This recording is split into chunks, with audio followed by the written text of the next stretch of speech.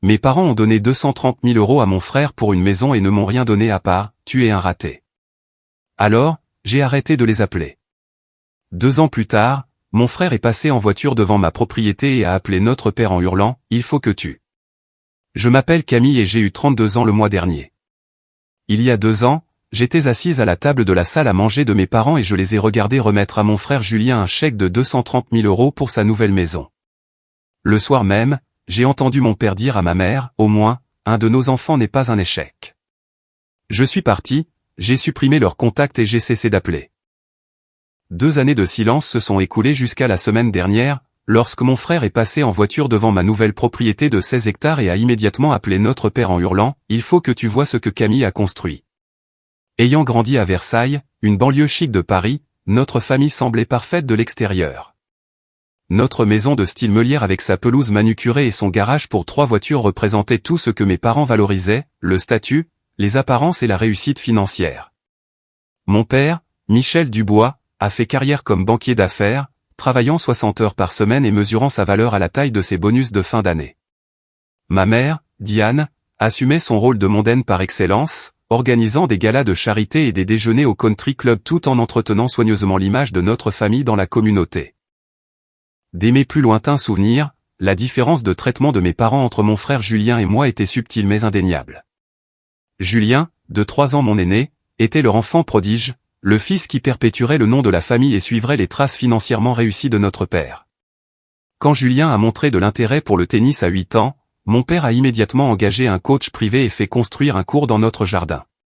Quand j'ai développé une passion pour les plantes et commencé un petit potager au même âge, ma mère s'est plainte de la terre que je ramenais dans la maison, et mon père a qualifié cela de jeu dans la boue. Julien a un vrai talent, disait mon père après ses matchs, exposant fièrement ses trophées sur la cheminée.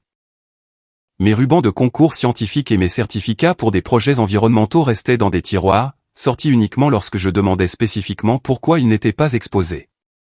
Au collège, le schéma était fermement établi. Quand Julien obtenait les félicitations du jury, nos parents l'emmenaient voir un match du PSG en loge VIP. Quand j'obtenais les mêmes succès académiques, il hochait simplement la tête en disant « c'est ce que nous attendons ». Le message devenait de plus en plus clair. La réussite scolaire était une attente de base, mais seuls certains types de succès comptaient vraiment dans notre famille. Noël et les anniversaires accentuaient encore cette disparité. Pour son 18e anniversaire, Julien a reçu une voiture de sport neuve avec un grand nœud rouge dans l'allée. Pour mes 18 ans, j'ai eu une berline d'occasion car, comme mon père l'expliquait, tu as juste besoin de quelque chose de pratique pour te déplacer. Il ne s'agissait pas de la valeur monétaire, bien que la différence fût significative. Il s'agissait de l'attention, de l'excitation et de la célébration qui accompagnaient les cadeaux de Julien, par opposition à la nature pratique, presque obligatoire, des miens. Ma grand-mère, Éléonore, était l'exception dans notre famille. La mère de mon père avait grandi dans une petite ferme dans le Berry avant d'épouser mon grand-père et de déménager en banlieue. Elle comprenait ma fascination pour la culture des plantes et nourrissait mon intérêt pour les sciences de l'environnement. Tout le monde ne mesure pas le succès avec un signe euro, me disait-elle lors de nos visites le week-end dans sa petite maison avec son magnifique jardin. Certains d'entre nous le mesurent à la quantité de biens que nous rendons à la terre. Sous sa direction, j'ai appris la culture associée, le compostage et les pratiques de culture durable. Alors que mes parents considéraient ces intérêts comme étranges et peu pratiques, grand-mère Éléonore les reconnaissait comme une véritable vocation. Elle m'offrait des graines rares, des outils de jardinage spécialisés et des livres sur les pratiques agricoles innovantes que je dévorais pendant les vacances d'été. « Tu as un don, Camille, disait-elle, ses mains usées guidant les miennes alors que nous repiquions des plants.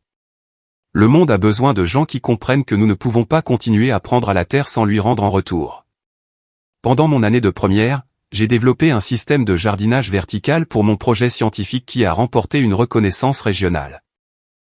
Les nouvelles locales ont couvert l'histoire et un petit magazine d'agriculture durable m'a interviewé sur le design. Mes parents ont assisté à la cérémonie de remise des prix par obligation, mais semblaient mal à l'aise lorsque d'autres parents les félicitaient. Ce n'est qu'un projet scolaire, a dit mon père d'un ton dédaigneux à un collègue qui avait mentionné m'avoir vu dans le journal. C'est Julien qui postule à HEC l'année prochaine. Ça, c'est quelque chose avec un vrai potentiel.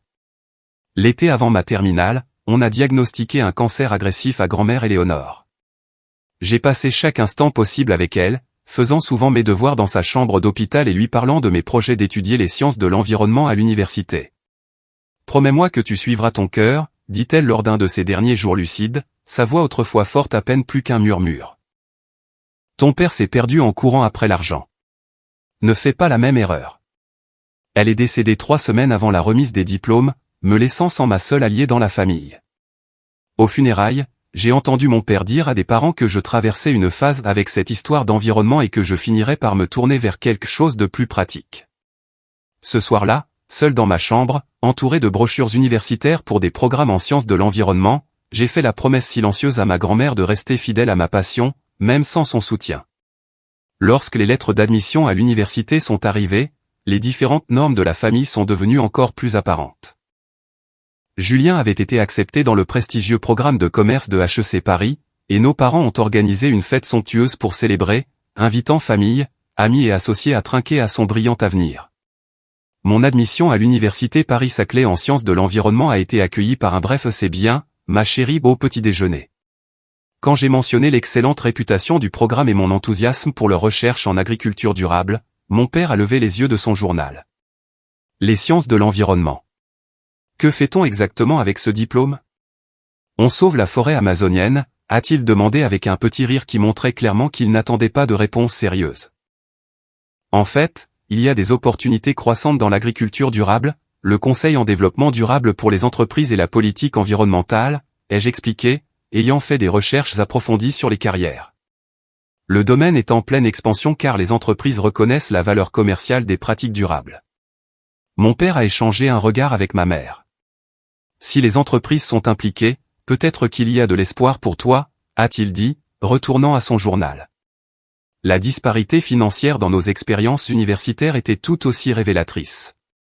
Mes parents ont payé l'intégralité des frais de scolarité de Julien, lui ont acheté un appartement neuf près du campus et lui ont fourni une généreuse allocation mensuelle.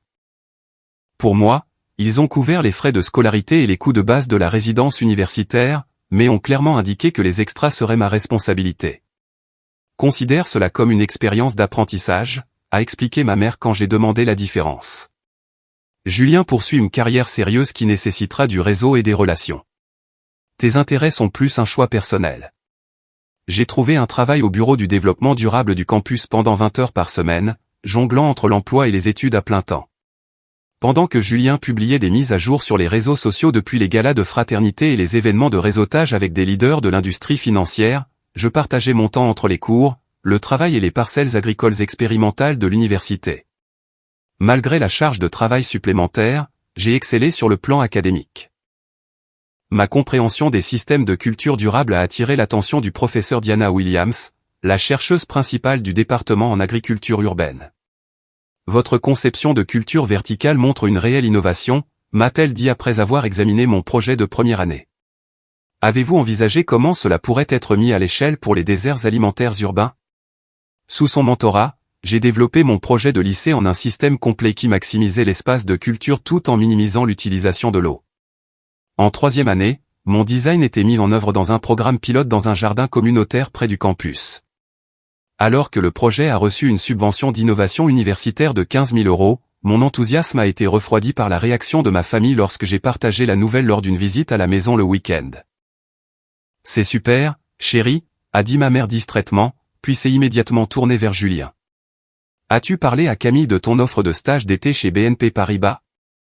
Le reste du dîner a été consacré aux perspectives de carrière de Julien, aux relations qu'il établissait et au salaire de départ auquel il pouvait s'attendre après l'obtention de son diplôme. Mon projet financé par une subvention, qui pourrait aider à lutter contre l'insécurité alimentaire, ne valait pas plus qu'une mention passagère.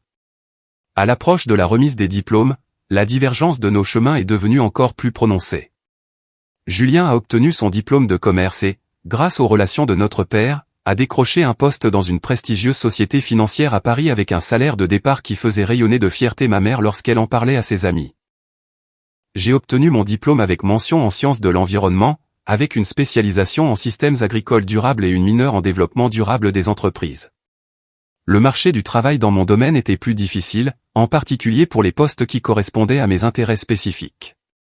Après plusieurs mois de recherche, j'ai accepté un stage non rémunéré chez Récolte Urbaine, une association à but non lucratif axée sur le développement de jardins communautaires dans les quartiers défavorisés de la banlieue parisienne. Un stage non rémunéré. À ton âge. La déception de mon père était palpable lorsque j'ai partagé la nouvelle au dîner. Julien gagnait un salaire à 6 chiffres à 23 ans. Cela me donne une expérience pratique exactement dans le domaine où je veux travailler, ai-je expliqué. Ils mettent en œuvre des systèmes de culture innovants en milieu urbain. C'est un travail de pointe. Du jardinage de pointe, a marmonné mon père. Est-ce vraiment le retour que nous obtenons pour 4 ans de frais de scolarité? Ma mère a posé sa main sur mon bras. Ma chérie, as-tu pensé à faire un MBA? Avec ton diplôme et quelques qualifications en commerce, tu pourrais trouver des opportunités mieux rémunérées. La suggestion était claire, abandonner ma passion pour quelque chose de plus lucratif. J'ai refusé aussi poliment que possible, expliquant que j'étais engagé dans ma voie actuelle. La conversation s'est ensuite tournée vers le récent bonus de Julien et ses projets de chercher un appartement dans un quartier chic de Paris. Plutôt que de continuer à vivre à la maison sous le poids de leur déception, j'ai trouvé un minuscule studio dans un quartier moins cher de la ville. Le trajet jusqu'à mon stage était long et le quartier n'était pas génial. Mais l'espace était à moi, libre des comparaisons constantes et des suggestions à peine voilées de reconsidérer mes choix. Tu te compliques la vie plus que nécessaire, a dit ma mère quand j'ai déménagé. Nous ne voulons que ce qu'il y a de mieux pour toi. Je sais, maman, ai-je répondu, comprenant qu'à leur manière, ils voulaient que je sois heureuse. Mais nous ne sommes pas d'accord sur ce à quoi le mieux ressemble. 3 ans après mon diplôme, j'étais passé de stagiaire non rémunéré à chef de projet chez Récolte Urbaine. Mon salaire était modeste pour les standards parisiens, nécessitant une budgétisation rigoureuse et une résidence continue dans mon petit studio, mais je trouvais une véritable satisfaction dans mon travail. Sous ma direction, nous avions établi 7 jardins communautaires florissants dans des déserts alimentaires de la région, enseignant aux résidents des pratiques de culture durable tout en fournissant des produits frais dans des zones à accès limité au commerce. Mes systèmes de culture verticale innovants avaient été présentés dans un magazine sur le développement durable et j'avais été invité à prendre la parole lors d'une conférence régionale sur l'agriculture urbaine. Ces réalisations professionnelles m'apportaient une satisfaction personnelle, même si elles restaient largement ignorées par ma famille, qui mesurait encore le succès en termes de promotion et d'augmentation de salaire. Nos dîners de famille étaient devenus moins fréquents, mais non moins tendus, les questions de mes parents se concentrant inévitablement sur ma situation financière plutôt que sur l'impact de mon travail. Julien, quant à lui, poursuivait sa rapide ascension dans le monde de la finance. Chaque promotion et bonus était célébré avec des cadeaux coûteux et des annonces fières à leur cercle social. Le véritable tournant s'est produit lors de ce qui aurait dû être une heureuse occasion familiale. Julien venait de demander Amanda en mariage, la fille d'un des amis du club de golf de mon père. Elle venait d'un milieu tout aussi aisé, travaillait dans le marketing pour une marque de luxe et correspondait parfaitement à la vision de mes parents d'une belle-fille idéale. Ma mère a immédiatement commencé à planifier un dîner de fiançailles élaboré chez eux, le qualifiant d'événement social de la saison dans leur cercle. Je suis arrivé tôt pour aider aux préparatifs, sincèrement heureuse pour mon frère malgré nos chemins de vie différents. Julien et moi avions maintenu une relation cordiale, bien que quelque peu distante, au fil des ans. S'il ne comprenait pas mes choix de carrière, il n'avait jamais été ouvertement méprisant comme l'étaient nos parents. « Merci d'être venu », a-t-il dit en me saluant d'une brève accolade. Ça compte beaucoup pour Amanda. Elle n'a pas de frères et sœurs, alors elle est excitée à l'idée d'avoir une belle-sœur. La salle à manger était transformée avec des fleurs fraîches, de la porcelaine fine et des verres en cristal qui n'apparaissaient que pour les occasions les plus spéciales. Ma mère avait engagé un traiteur et le menu comprenait tous les plats préférés de Julien. À l'arrivée des invités, la maison s'est remplie des amis de mes parents, de la famille d'Amanda et de plusieurs collègues de Julien. Je ne reconnaissais personne de mes propres cercles sociaux ou professionnels, un autre rappel subtil de la séparation de nos mondes. Le dîner s'est déroulé avec de multiples toasts au couple heureux, des histoires sur les réussites d'enfance de Julien et des vœux de bienvenue chaleureux à Amanda comme nouvelle membre de la famille. Mon père, visiblement ému après plusieurs verres de champagne coûteux, s'est levé pour ce que nous attendions tous être un toast final. La famille, c'est tout, a-t-il commencé, la voix empreinte de fierté. Rien n'est plus important que de voir ses enfants réussir et construire leur propre vie. Julien nous a toujours rendus fiers. De ses premiers pas à sa dernière promotion. Il leva son verre plus haut. Et maintenant, alors qu'il se prépare à fonder sa propre famille, sa mère et moi voulons l'aider à poser les fondations. Il a sorti une enveloppe de la poche de sa veste. Amanda, Julien, nous voulons vous offrir quelque chose pour vous aider à commencer votre vie ensemble comme il se doit. Il a tendu l'enveloppe à Julien, qui l'a ouverte et en a sorti un chèque. Ses yeux se sont légèrement écarquillés avant de le passer à Amanda, dont le maquillage parfait ne pouvait cacher son air de surprise ravie. 230 000 €, a annoncé mon père sous les murmures approbateurs des invités. Un acompte pour une maison digne de la famille que vous allez construire ensemble. La table a éclaté en applaudissements tandis que je restais figé, ma coupe de champagne à mi-chemin de mes lèvres. 230 000 € plus d'argent que je ne gagnerais en plusieurs années. Donné librement, fièrement, publiquement à mon frère pendant que je luttais pour payer mon loyer chaque mois avec mon salaire de chef de projet. J'ai forcé un sourire et me suis jointe aux applaudissements, luttant contre les émotions complexes qui montaient en moi. Il ne s'agissait pas de jalousie ou de désir de bien matériel pour moi-même. Il s'agissait de la preuve flagrante et indéniable de la manière dont mes parents valorisaient différemment nos choix de vie. Après le dîner, alors que les invités discutaient avec des digestifs, je me suis éclipsé dans la cuisine pour aider le personnel du traiteur à ranger, ayant besoin d'un moment loin de la célébration. Alors que j'empilais les assiettes à dessert, j'ai entendu mes parents entrer dans l'office adjacent, ignorant ma présence de l'autre côté de la cloison. Une soirée parfaite, disait ma mère. Tout le monde était tellement impressionné par Julien et Amanda. Ils forment un si beau couple. Il a tout fait comme il faut, a approuvé mon père. Le bruit des glaçons dans son verre de whisky. La bonne école, la bonne carrière, la bonne fille. On ne pourrait pas demander plus. Il y a eu une pause, et j'aurais dû signaler ma présence, mais quelque chose m'a retenu, sentant que la conversation n'était pas terminée. Au moins, un de nos enfants n'est pas un échec, a poursuivi mon père. Sa voix était plus basse, mais toujours assez claire. Toutes ces études et Camille qui joue avec les plantes en vivant d'un salaire à l'autre. Je ne comprends pas où nous nous sommes trompés avec elle. L'assiette dans ma main a failli glisser alors que le mot échec résonnait dans ma tête. Après des années de dédain et de désapprobation, entendre mon père confirmer explicitement ce que j'avais toujours suspecté était tout de même un coup de poignard au cœur. Elle est encore jeune, a offert ma mère sans grande conviction. Peut-être qu'elle finira par changer d'avis. J'en doute. Elle est aussi têtue que ma mère l'était. En parlant de ça, je pense toujours que c'était une erreur de la part de maman d'encourager toutes ces bêtises de jardinage, de lui mettre des idées en tête sur le fait de sauver le monde au lieu de construire une vraie carrière. J'ai posé l'assiette avec précaution et suis entré dans l'office. Mes parents ont sursauté, échangeant des regards coupables qui confirmaient qu'ils n'avaient pas l'intention que j'entende leur évaluation. Camille, a commencé ma mère, son sourire mondain remplaçant rapidement la surprise. Nous venions justement te chercher pour le toast au champagne pour la nouvelle maison de Julien et Amanda. Non, ce n'est pas vrai, ai-je dit calmement, ma voix plus stable que je ne l'aurais cru. Vous étiez en train de discuter de mon échec. Ne vous inquiétez pas, je vous ai bien entendu. Mon père s'est redressé, sur la défensive. Tu as mal compris. Nous exprimions simplement notre inquiétude quant à ta situation financière. Non, papa. J'ai parfaitement compris. Tu as donné 230 000 € à Julien ce soir parce qu'il a suivi ton plan de vie approuvé. Pendant ce temps, je suis un échec parce que j'ai choisi un travail qui compte pour moi plutôt qu'un plus gros salaire. Ce n'est pas juste, a interrompu ma mère. Julien a fait des choix pratiques qui lui assurent une sécurité à long terme. Nous nous inquiétons juste pour ton avenir. Mon avenir, c'est de construire des systèmes alimentaires durables pour les communautés qui en ont besoin. Je suis désolé que ce ne soit pas assez impressionnant pour vous. Mon père a posé son verre, son expression se durcissant. Cet idéalisme enfantin a assez duré, Camille. Tu as une bonne éducation qui pourrait être appliquée à quelque chose de valable. Au lieu de ça, tu gaspilles ton potentiel dans des projets de jardinage glorifiés qui ne t'apporteront jamais une vraie sécurité. Des années de douleur et de colère refoulées ont finalement éclaté. Valable ? Mon travail aide les gens dans les déserts alimentaires à accéder à des produits frais. Nous enseignons des pratiques de durabilité qui compteront pour des générations. Ce n'est pas parce que ça ne vient pas avec un bureau d'anglais des stock options que ça n'a pas de valeur.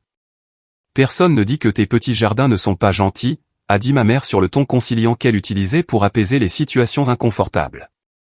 Nous voulons juste plus pour toi que de lutter pour payer ton loyer en faisant du bénévolat. Ce n'est pas du bénévolat, maman. C'est ma carrière, ma passion, et ça fait une vraie différence. Une vraie différence sur ton compte en banque ferait une plus grande différence dans ta vie, a rétorqué mon père. Julien a compris ça depuis le début. C'est pourquoi nous pouvons l'aider avec une maison maintenant, parce qu'il a fait preuve de responsabilité. Alors c'est ça. Les dons financiers ne sont que pour les enfants qui suivent vos parcours professionnels approuvés. La patience de mon père s'est visiblement amenuisée. Pourquoi investirions-nous dans ton avenir alors que tu as choisi d'être un échec? Le mot est resté suspendu entre nous, confirmant tout ce que je venais d'entendre. Les yeux de ma mère se sont légèrement agrandis face à la franchise de mon père, mais elle n'a rien dit pour le contredire. Je vois, ai-je dit, un calme étrange remplaçant la blessure alors que tout se cristallisait. Merci d'avoir rendu votre position si claire. Je suis passé devant eux, suis retourné dans la salle à manger, j'ai pris mon sac et ma veste, et j'ai tranquillement dit au revoir à Julien et Amanda, les félicitant une fois de plus. Aucun de mes parents ne m'a suivi ou n'a tenté de s'expliquer ou de s'excuser alors que je quittais leur maison. En rentrant chez moi sous des trompes d'eau qui correspondaient à mon humeur, j'ai pris une décision qui couvait depuis des années. Tant que mes parents ne pourraient pas respecter mes choix et voir la valeur de mon travail au-delà de son potentiel de gain, j'arrêterai de chercher leur approbation ou de me soumettre à leur jugement. Dans mon appartement cette nuit-là, j'ai supprimé leurs coordonnées de mon téléphone, je les ai retirés de mes amis sur les réseaux sociaux et j'ai bloqué leurs numéros. La finalité de ces actions a apporté à la fois de la douleur et un sentiment inattendu de libération. Pour la première fois depuis l'enfance, je ne mesurerai plus ma valeur à travers leurs yeux déçus. Les premières semaines après avoir coupé le contact avec mes parents ont été à la fois libératrices et terrifiantes. Sans le poids constant de leur désapprobation, je me sentais plus légère. Mais l'absence de famille, même d'une famille qui ne me comprenait pas, laissait un vide indéniable. Je me suis jeté à corps perdu dans mon travail chez Récolte Urbaine, canalisant mon énergie émotionnelle dans l'expansion de notre programme de jardin communautaire et le perfectionnement de mes systèmes de culture verticale.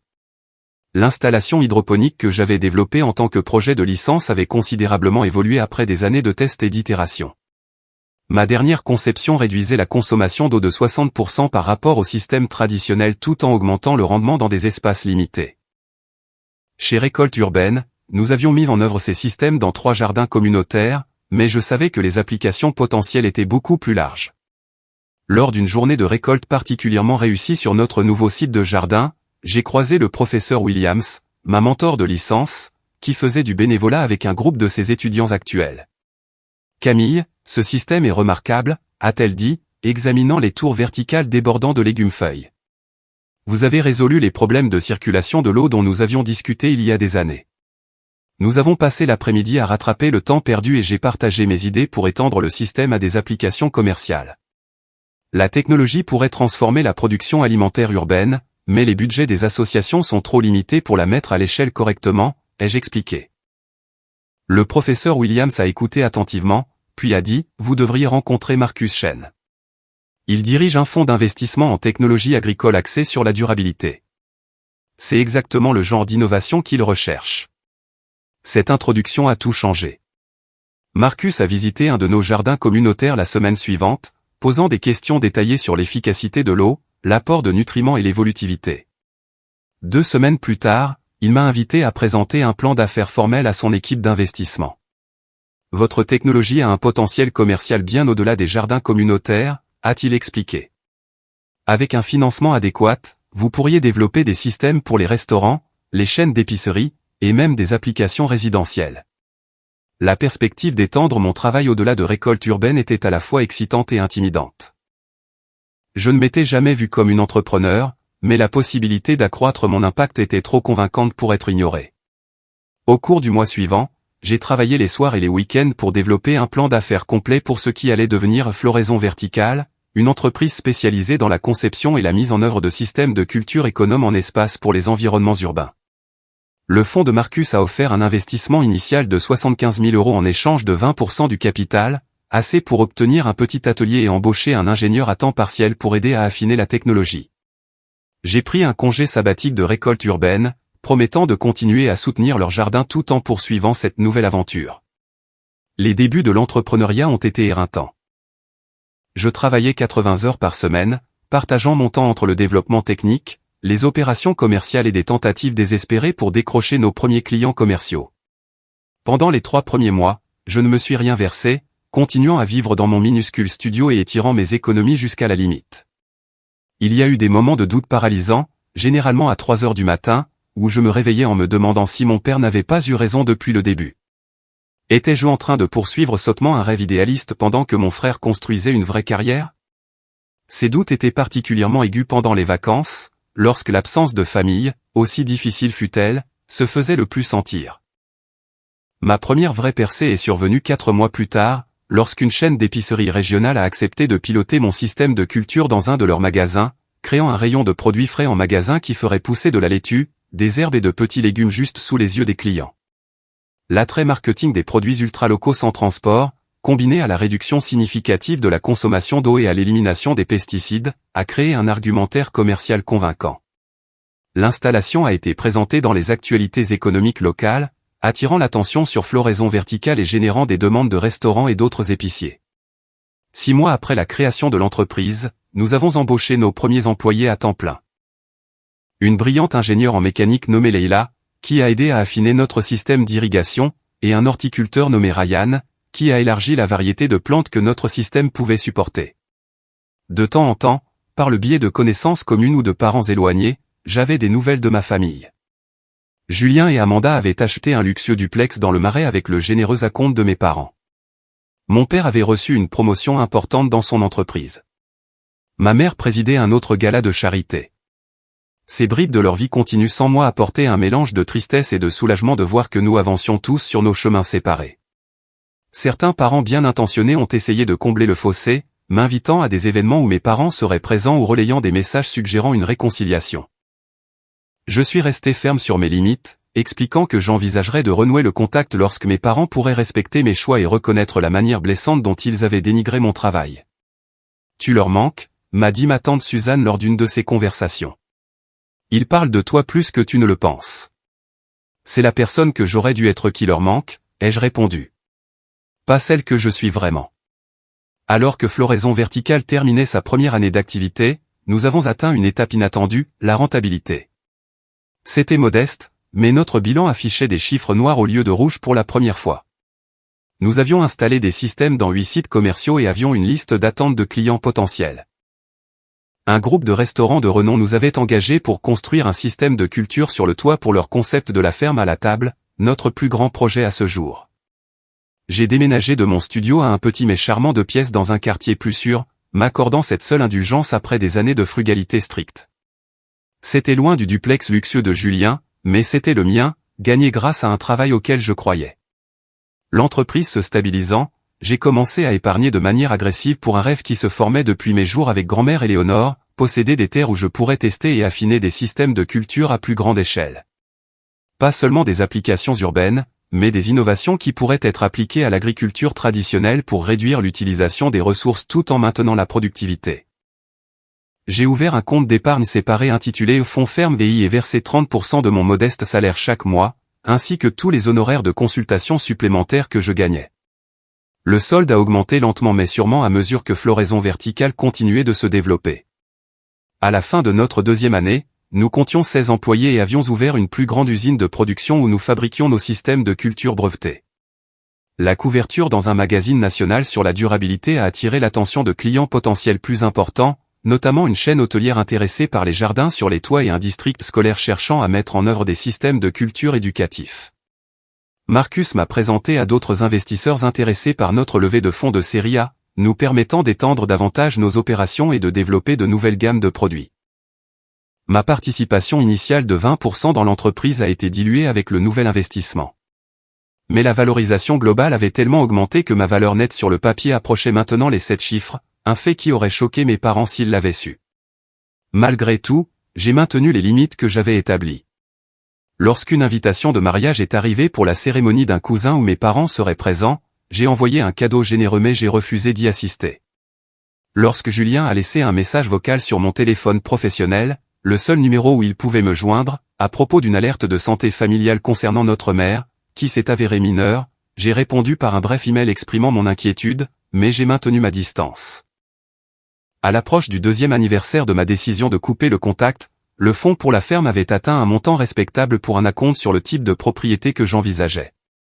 J'ai commencé à travailler avec un agent immobilier spécialisé dans les propriétés agricoles à une distance raisonnable de Paris, à la recherche de la bonne combinaison de bonnes terres, de structures existantes et de proximité de la ville où nos opérations commerciales resteraient. Après avoir visité une douzaine de propriétés qui n'étaient pas tout à fait adaptées, l'agent a appelé avec enthousiasme à propos d'une nouvelle annonce. 16 hectares viennent d'arriver sur le marché dans le Vexin. Il y a une vieille ferme qui a besoin de travaux, une grande grange en état décent et une exposition plein sud parfaite pour vos champs d'essai. Le propriétaire est pressé de vendre. La propriété était dans le haut de mon budget, nécessitant chaque centime de mes économies, plus un prêt hypothécaire qui mettrait mes finances à rude épreuve. Mais au moment où j'ai remonté la longue allée de gravier, j'ai su que c'était exactement ce pourquoi j'avais travaillé. La ferme de 1920 avait une bonne structure. Malgré son intérieur démodé, la grange offrirait un espace amplement suffisant pour l'équipement et les premiers essais de culture, et les champs légèrement vallonnés offraient des conditions parfaites pour des tests comparatifs de différentes méthodes agricoles. J'ai soumis une offre le jour même, et après de brèves négociations, elle a été acceptée. 60 jours plus tard, je suis devenu propriétaire de 16 hectares de possibilités, la manifestation physique du chemin que j'avais choisi, malgré la désapprobation de ma famille. Le jour où j'ai reçu les clés, je me tenais au centre de ce qui allait devenir mon premier champ d'essai, le soleil de fin d'après-midi réchauffant mon visage alors que j'arpentais la terre qui était maintenant la mienne. À ce moment-là, j'ai fortement ressenti la présence de grand-mère Éléonore, comme si elle se tenait à côté de moi, hochant la tête en signe d'approbation des graines que je me préparais à planter, au propre comme au figuré. 2 ans après avoir coupé le contact avec mes parents, floraison verticale était devenue un nom respecté dans la technologie de l'agriculture durable. Nous employions 15 personnes à temps plein, avions des systèmes installés dans 3 régions et étions en discussion avec une chaîne hôtelière internationale pour mettre en œuvre nos systèmes de culture dans leurs établissements du monde entier. Le succès de l'entreprise m'avait apporté une stabilité financière que je n'aurais jamais imaginée au début. Mais ma plus grande joie venait de la propriété agricole que j'appelais maintenant chez moi. En 6 mois de soirées et de week-ends, avec l'aide d'amis et de collègues, j'avais rénové la ferme en un espace de vie confortable qui conservait son caractère historique tout en ajoutant des commodités modernes. La grange avait été transformée en un espace combinant atelier et recherche où nous testions de nouveaux prototypes de systèmes de culture avant de les mettre en œuvre commercialement. Les 5 premiers hectares de champs étaient maintenant consacrés à des essais comparatifs de culture avec des méthodes traditionnelles aux côtés de diverses approches durables, méticuleusement documentées pour quantifier les différences d'utilisation des ressources et de rendement. Le jour du déménagement avait été un effort communautaire, mon ami proche Zoé organisant un groupe d'amis pour aider à transporter les meubles et les cartons de mon appartement à la ferme. Au coucher du soleil, nous étions assis sur le large porche avec des pizzas et de la bière, célébrant cette étape qui représentait non seulement un changement d'adresse, mais l'aboutissement d'une vision qui m'avait soutenu à travers des années de mépris et de doute. À Camille, a trinqué Zoé en levant sa bouteille, qui savait exactement ce qu'elle voulait et n'a jamais abandonné, même lorsque les personnes qui auraient dû la soutenir le plus ne voyaient pas sa vision. Les mots ont fait monter des larmes inattendues à mes yeux, une reconnaissance à la fois de l'accomplissement et de l'absence familiale qui me faisait encore mal malgré mon épanouissement professionnel. Ces amis étaient devenus ma famille de cœur, soutenant mes rêves sans remettre en question leurs valeurs. Mais l'espace vide où la famille biologique aurait dû être resté une tristesse silencieuse avec laquelle j'avais appris à vivre. L'univers a un sens étrange du timing et de l'ironie.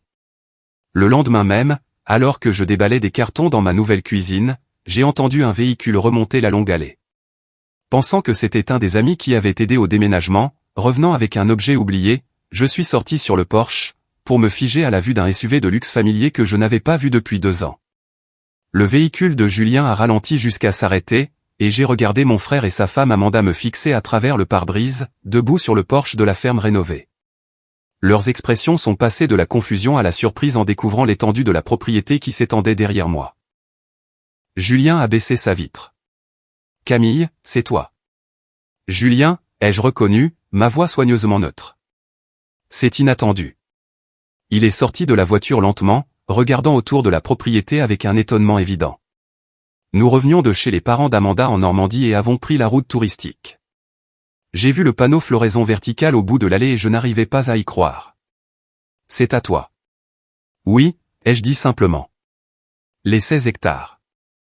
Amanda l'a rejoint, élégante comme toujours, dans une tenue décontractée de créateur qui semblait déplacée sur l'allée de gravier.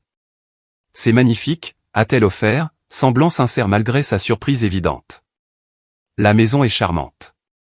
Un silence gêné s'est installé entre nous, 2 ans sans contact créant un gouffre plus large que la distance physique qui nous séparait dans l'allée. Finalement, j'ai soupiré et j'ai fait un geste vers la maison. Voulez-vous entrer? Je viens de faire du café. Ils m'ont suivi à l'intérieur, leurs chaussures de créateur semblant déplacées sur les parquets restaurés. Je leur ai fait une brève visite du rez-de-chaussée, expliquant les rénovations que nous avions terminées et les projets pour les espaces restants. Tu as fait tout ça toi-même, a demandé Julien, une curiosité sincère dans la voix en examinant le plafond à poutres apparentes que nous avions découvert lors de la rénovation. Avec l'aide d'amis. La structure était saine, elle avait juste besoin d'être modernisée. Nous nous sommes installés à la table de la cuisine avec du café, la conversation guindée et prudente. Julien a expliqué qu'ils avaient rendu visite aux parents d'Amanda pour le week-end et prenaient une route alternative pour rentrer en ville afin d'éviter les travaux sur l'autoroute. J'ai failli ne pas tourner quand j'ai vu le panneau, a-t-il admis. Je n'étais pas sûr que tu voudrais me voir. Je ne suis pas sûr non plus, ai-je dit honnêtement. Mais vous êtes là maintenant. Julien a baissé les yeux sur sa tasse de café.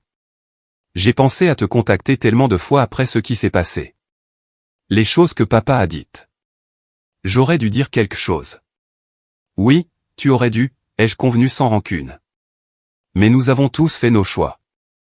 Je ne savais pas que tu avais lancé ta propre entreprise, a-t-il poursuivi. Ou qu'elle marchait assez bien pour ça. Il a fait un geste vers la maison et la propriété visible par les fenêtres. Il y a beaucoup de choses que tu ne sais pas sur ma vie, Julien. C'était une partie du problème. Il a hoché la tête lentement. Je le sais maintenant. En fait, je suis le progrès de ton entreprise depuis 1 an. Un de nos clients investit dans des startups de technologie agricole, et ton nom est apparu lors d'une réunion. Je n'arrivais pas à croire que c'était de ma petite sœur qu'il parlait comme de cette PDG innovante. La révélation m'a surprise. Tu n'as jamais contacté. Je ne savais pas quoi dire. Après être resté là sans rien faire pendant que papa te traitait d'échec, puis avoir accepté leur argent pour notre maison. J'avais honte, Camille. Amanda a touché son bras en signe de soutien. Julien a remis beaucoup de choses en question ces derniers temps. Son parcours professionnel, les choix que nous avons faits. L'expression de Julien a confirmé ses paroles. Je suis bon dans mon travail, mais je ne l'aime pas comme tu aimes manifestement ce que tu fais. Chaque matin, je mets le costume et je joue le rôle pour lequel papa m'a préparé. Et dernièrement, je me demande si je ne vis pas son rêve au lieu du mien. L'aveu était si inattendu que je n'ai pas su comment répondre immédiatement. Julien avait toujours semblé parfaitement content de son rôle d'enfant prodige, acceptant les attentes et les récompenses qui accompagnaient le fait de suivre le plan de vie approuvé par nos parents. Que ferais-tu à la place? Ai-je finalement demandé. Il a haussé les épaules, semblant soudain plus jeune et moins sûr de lui que le cadre financier confiant que j'avais l'habitude de voir. Je ne sais pas encore, mais te voir construire quelque chose de significatif selon tes propres termes, ça m'a fait réfléchir. Après avoir fini notre café, j'ai proposé de leur montrer le reste de la propriété. Nous avons traversé la grange convertie avec ses systèmes de culture expérimentaux, jusqu'au champ d'essai où différentes méthodes agricoles étaient comparées côte à côte, et enfin jusqu'au petit verger que je restaurais avec des variétés de pommes anciennes. Tout au long de la visite, Julien a posé des questions de plus en plus réfléchies sur l'entreprise, la technologie et ma vision pour l'avenir. Pas les questions dédaigneuses que notre père aurait posées sur le chiffre d'affaires et le retour sur investissement, mais un intérêt sincère pour le travail lui-même et son impact potentiel. Alors que nous retournions à la maison, Julien s'est arrêté au bord du potager, regardant la propriété. Papa avait tort à ton sujet, Camille. Tellement tort. Il s'est tourné pour me faire face directement. Tu n'es pas un échec. Tu as construit quelque chose d'incroyable ici. Les mots que j'avais longtemps désiré entendre de mon père, venant plutôt de mon frère, ont provoqué une vague d'émotions inattendues. Avant que je puisse répondre, Julien a sorti son téléphone. Papa doit voir ça. Il doit comprendre ce que tu as accompli.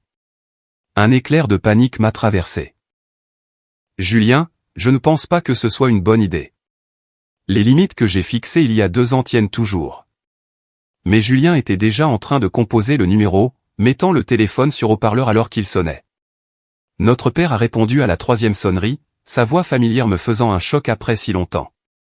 Julien, tout va bien? Tu n'es pas en train de rentrer de chez les parents d'Amanda. Papa, il faut que tu vois ce que Camille a construit. La voix de Julien était urgente, presque en colère. Elle possède 16 hectares dans le Vexin. Elle a bâti une entreprise prospère. Elle a des employés et des clients dans plusieurs régions. Tout ce que tu as dit sur elle était faux. Le silence à l'autre bout du fil s'est étiré pendant plusieurs secondes. Tu es avec Camille. La voix de notre père avait perdu son assurance habituelle. Oui, nous sommes passés par hasard devant sa propriété. Papa, toi et maman devez venir voir ça. Vous devez comprendre ce qu'elle fait. Une autre longue pause. Est-elle là? Puis-je lui parler? Julien m'a regardé d'un air interrogateur. Après un moment d'hésitation, j'ai secoué la tête. Je n'étais pas prête pour cette conversation. Pas encore. Pas comme ça. Elle n'est pas disponible pour le moment, a dit Julien, respectant ma décision. Mais, papa, je suis sérieux. Les choses que tu as dites ce soir-là, tu avais tort. Camille ne gaspille pas son potentiel ou ne joue pas avec les plantes. Elle construit quelque chose d'important. Je vois, a dit notre père, son ton indéchiffrable. Eh bien, merci de m'en informer, mon fils. Ta mère et moi en discuterons. Après avoir raccroché, Julien s'est tourné vers moi en s'excusant. Je suis désolé si j'ai outrepassé mes droits.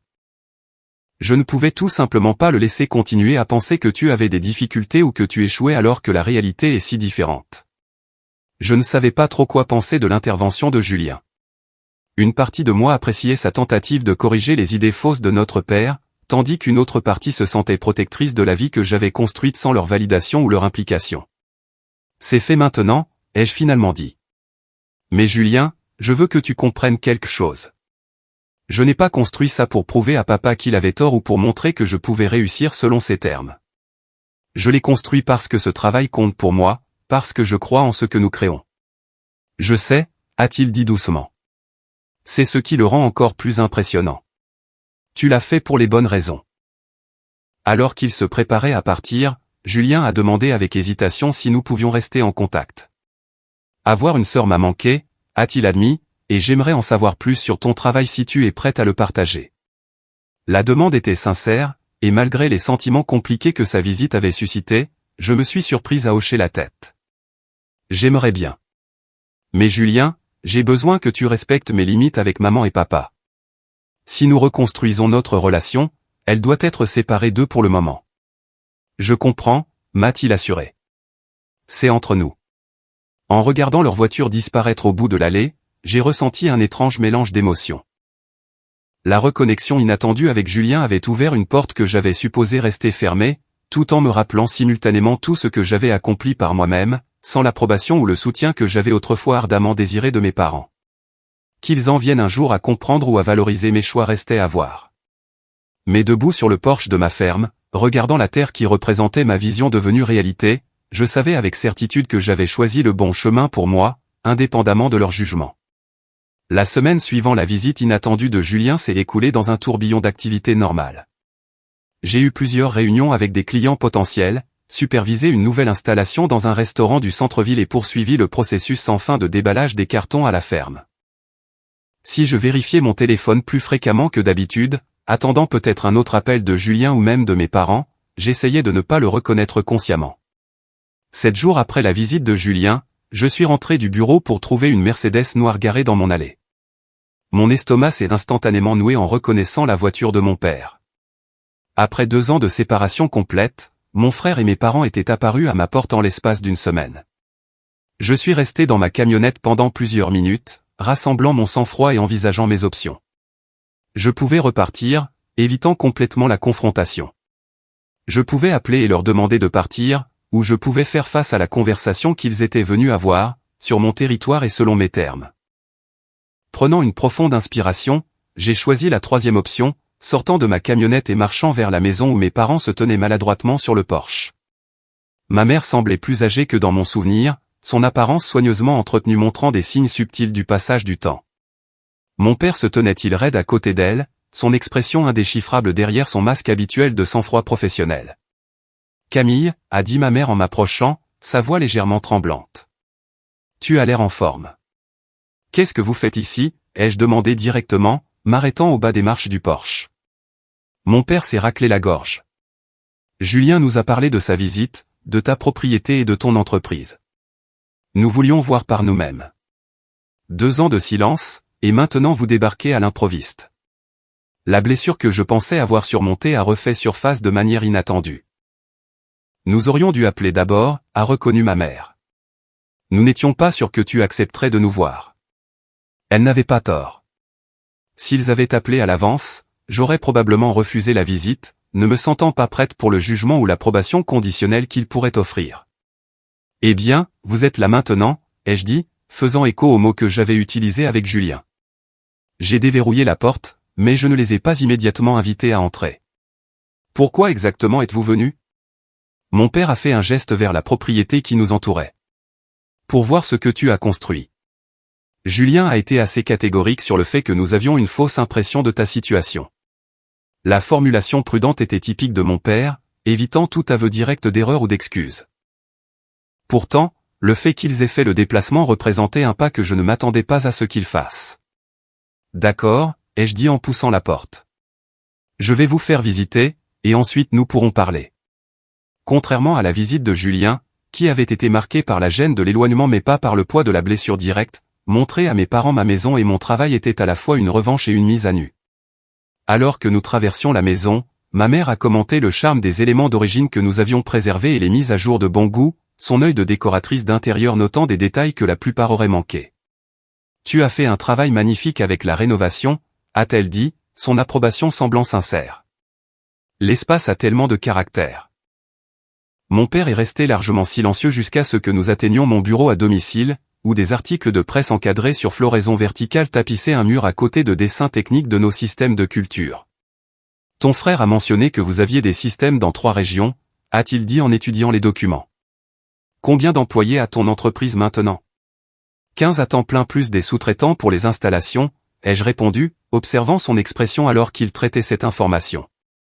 Dans l'atelier de la grange, j'ai expliqué nos dernières innovations en matière de récupération de l'eau et d'apport de nutriments, les aspects techniques de l'entreprise qui se traduisaient par des améliorations mesurables de l'efficacité pour nos clients.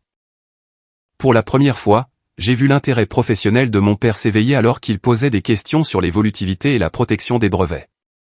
Alors que nous marchions dans les champs d'essai l'après-midi, le soleil projetant de longues ombres sur les sections soigneusement tracées, ma mère a posé des questions sur les différentes cultures que nous faisions pousser et pourquoi certaines méthodes étaient placées côte à côte. Nous comparons la consommation d'eau, le rendement et la densité nutritionnelle entre les méthodes traditionnelles et nos approches modifiées, ai-je expliqué, en montrant les systèmes d'irrigation et les stations de surveillance. Les données aident à affiner nos systèmes commerciaux et fournissent des études de cas pour les clients potentiels. Au moment où nous avons terminé la visite, la tension était passée d'hostile à simplement inconfortable. De retour à la maison, j'ai offert du café plus par politesse ancrée que par véritable hospitalité, et nous nous sommes installés à la table de la cuisine pour la conversation que j'avais à la fois anticipée et redoutée depuis 2 ans. Ton opération est impressionnante, Camille, a commencé mon père, son ton suggérant qu'il évaluait une présentation commerciale plutôt que de renouer avec sa fille. Clairement plus substantielle que nous ne l'avions compris. C'est parce que vous n'avez jamais demandé, ai-je répondu d'un ton égal. Vous avez décidé que mon travail n'avait pas de valeur parce qu'il ne correspondait pas à votre définition du succès. Ma mère a posé sa main sur le bras de mon père, un geste que je reconnaissais de nombreuses discussions familiales où elle essayait d'adoucir son approche. Nous étions inquiets pour ta sécurité financière, a-t-elle offert. Nous n'avions pas compris que tu construisais quelque chose avec un tel potentiel. Le choix prudent de potentiel plutôt que de reconnaître la réussite réelle ne m'a pas échappé. Même maintenant, il mesurait mon travail à ses perspectives financières plutôt qu'à sa valeur intrinsèque ou à ma passion pour celui-ci. Mon travail avait de la valeur même quand je gagnais 28 000 € par an chez Récolte Urbaine, ai-je dit fermement. L'impact de ce que je fais ne commence et ne se termine pas avec un bilan. Mon père s'est agité mal à l'aise. Peut-être nous sommes-nous trop concentrés sur les mesures conventionnelles du succès, a-t-il concédé. La chose la plus proche d'un aveu d'erreur que j'ai jamais entendu de sa part. Ton frère était assez contrarié contre nous après avoir vu ton exploitation. Il a dit que nous avions été injustes dans notre évaluation. Il vous a dit que vous m'aviez traité d'échec, a dit ma mère doucement, baissant les yeux sur sa tasse de café. Ce sont ses mots exacts, Camille, et nous ne l'avons pas corrigé. C'était mal. La reconnaissance directe des mots qui m'avaient poussé à couper le contact m'a prise au dépourvu. Je m'attendais à une déviation ou à une minimisation, pas à cette référence directe au point de rupture douloureux. Oui, c'était mal, ai-je convenu, croisant son regard. C'était l'aboutissement d'années de mépris et de déception parce que j'ai choisi un chemin différent de celui que vous aviez prescrit. La mâchoire de mon père s'est crispée, son instinct de se défendre visiblement en guerre avec le but qui les avait amenés ici. Nous voulions la sécurité pour toi, a-t-il finalement dit. Le genre de sécurité que nous avons fourni à Julien avec l'acompte de la maison. La mention du don de 230 000 € qui avait été la goutte d'eau qui avait fait déborder le vase est restée suspendue entre nous. J'ai pris une profonde inspiration, déterminé à l'aborder directement. Cette nuit-là a rendu parfaitement claire ma place dans la hiérarchie familiale, ai-je dit. Ce n'était pas seulement l'argent, bien que cette disparité fût certainement frappante. C'était de m'entendre décrire comme un échec, après des années de travail vers des objectifs que vous n'avez jamais pris la peine de comprendre ou de valoriser. Nous aurions dû soutenir tes choix, a dit ma mère, me surprenant par la franchise de son aveu, même si nous ne les comprenions pas entièrement. C'est ce que les parents sont censés faire. Mon père a regardé par la fenêtre vers les champs où les preuves de ma vision prenaient forme physiquement. J'ai bâti ma carrière dans un monde où le succès avait des indicateurs clairs, a-t-il dit lentement. Marge bénéficiaire, croissance des actifs, retour sur investissement mesurable. J'ai appliqué les mêmes indicateurs au choix de mes enfants sans considérer que différents domaines fonctionnent avec différentes mesures de valeur. C'était peut-être l'aperçu le plus profond qu'il ait jamais offert de sa perspective. Une reconnaissance, aussi limitée soit-elle, que son cadre n'était pas le seul valide. Ton travail ici, a-t-il fait un geste vers la propriété visible par les fenêtres, à ses propres indicateurs. Amélioration de la durabilité, conservation des ressources, innovation qui répondent à de vrais problèmes. Il a croisé mon regard directement. Je n'avais pas le bon vocabulaire pour évaluer ce que tu construisais, alors je l'ai rejeté. C'était une vue à court terme de ma part. De la part de mon père, cette reconnaissance nuancée était significative, peut-être la chose la plus proche d'une excuse que sa fierté lui permettrait. Ma mère a tendu la main sur la table, s'arrêtant juste avant de toucher la mienne. Tu nous as manqué, Camille. Découvrir par Julien que tu as construit tout ça alors que nous étions complètement absents de ta vie, ça nous a fait réaliser à quel point nous avons perdu à cause de notre propre étroitesse d'esprit.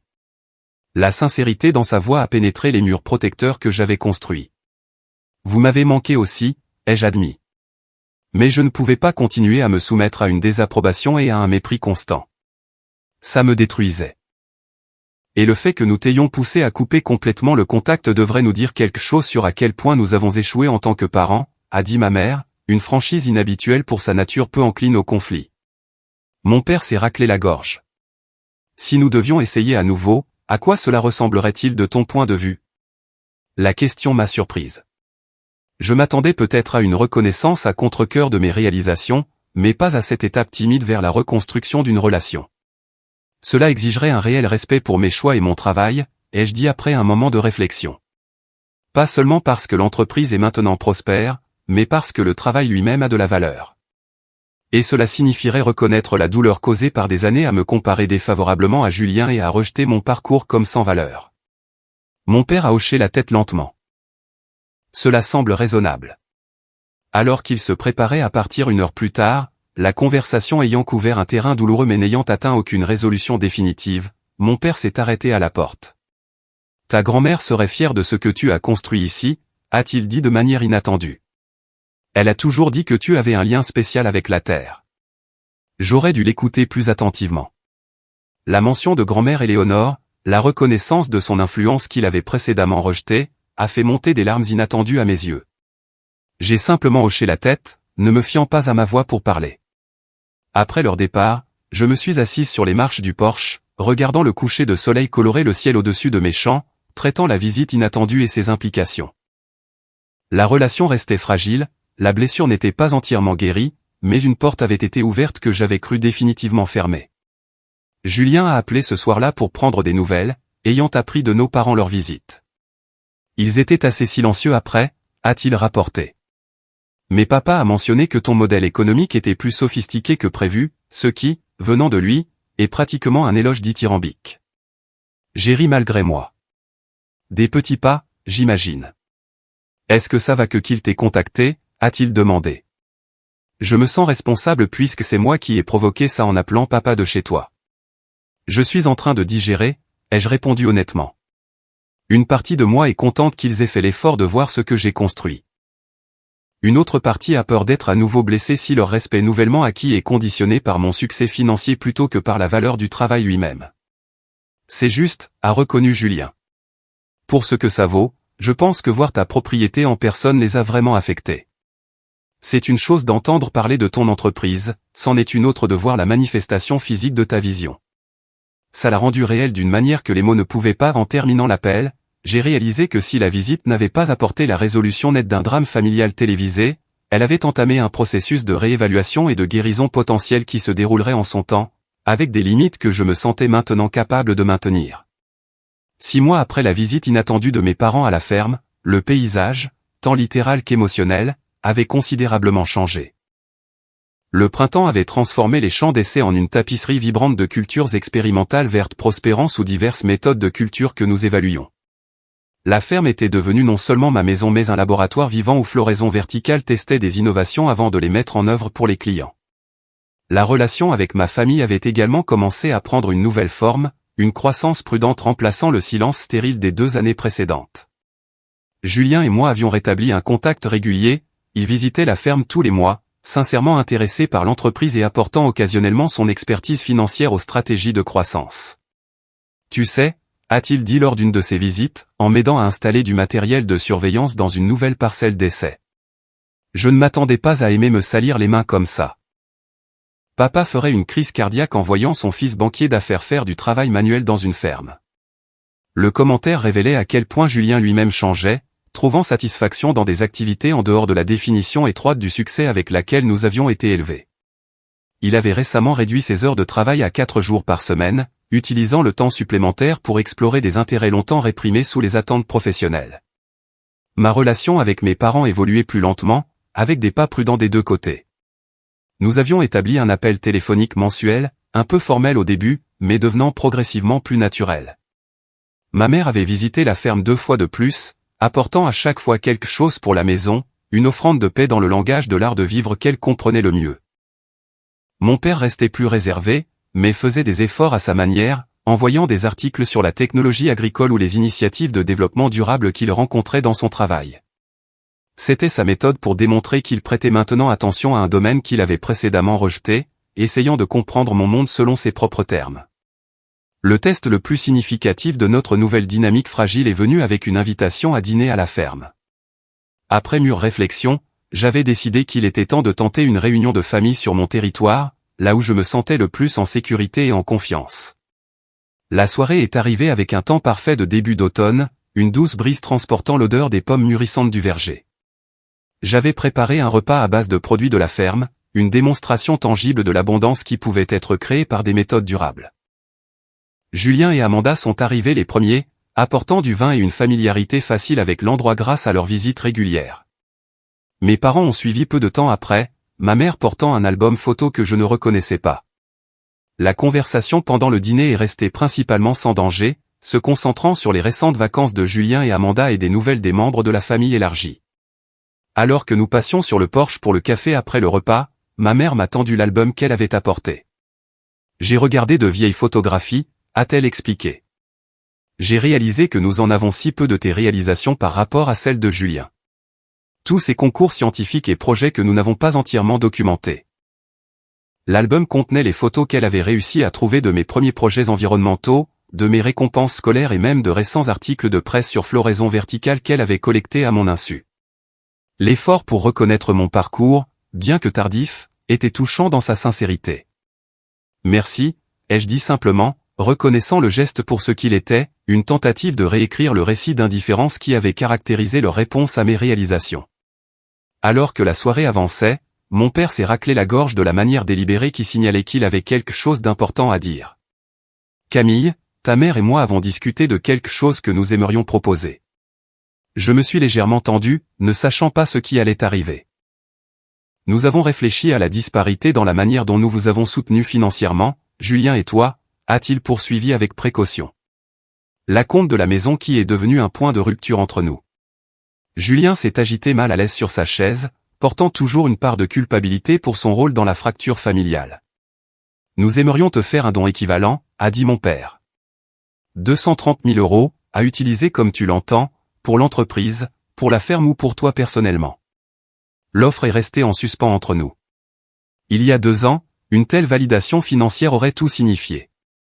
Maintenant, ayant bâti mon succès sans leur soutien, je trouvais qu'elle avait une signification différente. J'apprécie le geste, ai-je dit après un moment de réflexion, mais je n'ai pas besoin de l'argent personnellement, et l'entreprise se porte bien par ses propres mérites. L'expression de mon père s'est légèrement affaissée, le rejet de sa tentative d'équité le décevant clairement. Cependant, ai-je poursuivi, j'ai une suggestion sur la manière dont cet argent pourrait faire une différence d'une manière qui serait significative pour moi. J'ai expliqué mon idée d'un fonds de bourse d'études pour les jeunes femmes poursuivant des diplômes en agriculture durable et en sciences de l'environnement, en particulier celles qui font face à la pression familiale pour choisir des voies plus traditionnelles. Nous pourrions l'établir au nom de grand-mère Éléonore, ai-je suggéré, soutenant les étudiantes qui, comme moi, voient de la valeur dans un travail que d'autres pourraient ne pas comprendre immédiatement. La mention de ma grand-mère, dont les encouragements précoces avaient été si cruciaux pour mon parcours, a visiblement ému mon père. Elle aurait beaucoup aimé ça, a-t-il dit doucement. Elle a toujours cru que l'éducation devait ouvrir des portes plutôt que de réduire les options. Au cours des semaines suivantes, nous avons travaillé ensemble pour établir la bourse Éléonore Dubois pour l'innovation en agriculture durable. Le processus de collaboration sur quelque chose de significatif a commencé à guérir des blessures qu'une simple restitution financière n'aurait pas pu penser, créant un objectif commun qui reconnaissait à la fois la douleur passée et la possibilité d'un avenir différent. À l'approche du premier anniversaire de notre confrontation, j'ai invité ma famille à une petite réunion à la ferme pour célébrer à la fois le lancement du fonds de bourse et le champ de culture de démonstration, qui était maintenant pleinement opérationnel, fournissant des données pour notre prochaine génération de systèmes commerciaux. Debout ensemble au bord du champ, regardant le coucher de soleil peindre le ciel d'orange et d'or brillant, j'ai ressenti un sentiment d'achèvement qui n'avait rien à voir avec le fait de gagner l'approbation et tout à voir avec le fait de rester fermement ancré dans ma propre vérité tout en laissant de l'espace pour que les relations évoluent. Je n'aurais jamais imaginé ça, a dit mon père, faisant un geste vers les cultures florissantes et les stations de surveillance. Quand tu as parlé pour la première fois de sciences de l'environnement, j'imaginais quelque chose d'abstrait, de théorique. Pas cette innovation pratique avec des résultats tangibles. C'était une partie du problème, ai-je répondu sans amertume. Vous ne pouviez pas valoriser ce que vous ne pouviez pas imaginer. Il a hoché la tête pensivement. J'ai mesuré le succès selon les normes que je comprenais. Cela a limité ma capacité à voir d'autres formes de réussite significatives. Ma mère a passé son bras sous le mien, un geste d'affection qui aurait semblé impossible pendant les années de désapprobation tendue. Nous apprenons, a-t-elle dit simplement. Et ils le faisaient, à leur manière et à leur rythme. La relation ne serait jamais simple, les années de mépris et de blessures laissant des marques que le temps pourrait estomper mais jamais effacer complètement. Pourtant, il y avait une croissance authentique de tous les côtés, une volonté d'élargir les définitions et les attentes qui faisaient place à une connexion authentique. Julien avait peut-être changé le plus visiblement, remettant en question le chemin qu'il avait si docilement suivi et trouvant satisfaction dans des activités et des intérêts en dehors de la bande étroite de poursuites acceptables dans laquelle nous avions été élevés. Il avait récemment rejoint le conseil d'administration d'une association axée sur la sécurité alimentaire urbaine, apportant son expertise financière à une organisation alignée sur les valeurs qu'il avait découvertes en renouant avec moi. Tu sais ce qui est ironique, a-t-il dit alors que nous retournions ensemble à la maison. Suivre le plan familial approuvé était censé apporter la sécurité et le bonheur, mais je ne me suis jamais senti aussi épanoui que depuis que j'ai commencé à le remettre en question. Te voir construire cette vie selon tes propres termes m'a donné la permission d'examiner mes propres choix. Mon entreprise a continué à prospérer, s'étendant sur de nouveaux marchés et développant des systèmes de culture de plus en plus sophistiqués pour divers environnements. La ferme de démonstration est devenue une destination pour les étudiants en agriculture et les professionnels du développement durable, une vitrine vivante de l'innovation qui attirait des visiteurs de tout le pays. Plus significatif que le succès professionnel, cependant, était la paix intérieure qui venait du fait de vivre authentiquement. La validation que j'avais autrefois désespérément cherchée auprès de ma famille était devenue secondaire par rapport à la satisfaction de créer un travail aligné sur mes valeurs. Lorsque leur respect est finalement venu, il a été le bienvenu, mais n'était plus essentiel à mon estime de moi. Debout dans mes champs alors que la dernière lumière du jour peignait le ciel, j'ai réfléchi au voyage qui m'avait amené ici. La douleur du rejet avait été réelle et profonde. Mais elle avait aussi été le catalyseur pour construire une vie entièrement selon mes propres termes, sans contrainte par la vision limitée des autres de ce à quoi le succès devrait ressembler. Certaines blessures pourraient ne jamais guérir complètement. Certains schémas d'interaction familiale pourraient toujours nécessiter un effort conscient pour être navigués. Mais le chemin authentique que j'avais choisi avait finalement créé la possibilité de connexions plus authentiques basées sur qui nous étions vraiment plutôt que sur qui nous étions censés être. La plus grande leçon n'était pas que j'avais prouvé à mes parents qu'ils avaient tort ou que le succès avait justifié mes choix. C'était que définir le succès selon mes propres termes, rester fermement dans ma vérité, même si cela signifiait marcher seul pendant un certain temps, avait créé les fondations d'une vie d'intégrité et de but qu'aucune validation externe ne pourrait fournir.